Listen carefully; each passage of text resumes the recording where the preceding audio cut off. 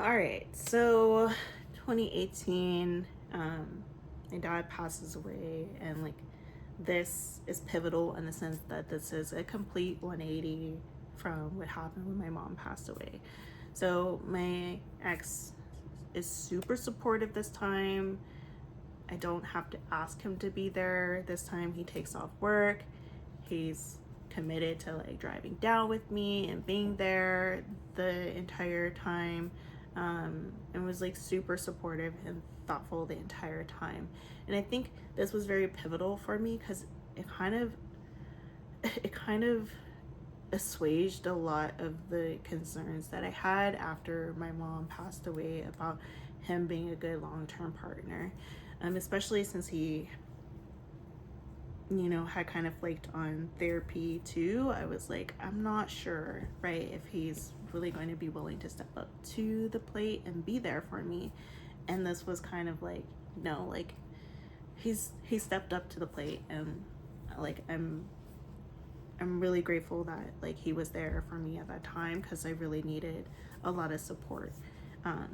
And so me and my brothers kind of like now are the adults in the village, right? As both of our parents have passed away and we're not close to extended family.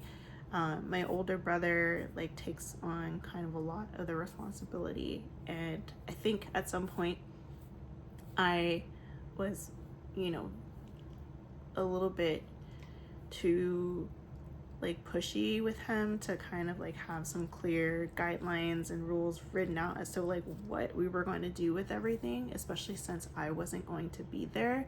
I think it rubbed him the wrong way.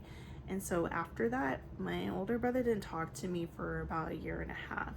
So it was just me and my little brother and my partner and my friends. And so, I think that was also like triggering for me a lot with like family relationships, right?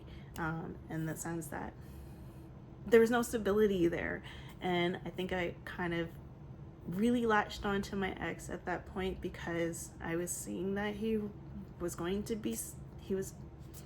seemingly going to be stable for me, and show up for me, which we'll talk more a little bit about that in a future video. So, yeah, I kind of also am relieved at this point because, like I said, my dad had been sick since I was in high school, right? It was a long time of illness, and I think also just like a lot of the emotional stress of constantly having this person in the background whose energy was just chaotic and uncertain. Like it kind of felt like, yes, I was really sad and really emotional, and it also felt kind of like a release too at that point of like, I can take a breath and I have more bandwidth. Yeah. So I kind of at that point, right, I just finished my degree. I was like starting off a new career path and like really trying to like build that up for myself, and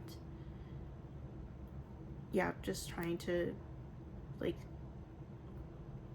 finally find some sense of like peace and happiness in life. And yeah, I think for those 2 years between like 2018, 2020, like other than like my brother not talking to me, like I think I was finally kind of feeling like I hit my stride, and like, I can see a road ahead of, just a nice life, a peaceful career, and, a family, and I'm engaged at this point, right? So I'm planning my wedding. So there's a lot of, really like happy and exciting things that are happening in my life at that point. And one of the things that I want to come back to, I'll end this one a little bit short, and then I'll come back to a critical piece that was also happening in this time frame in the next video.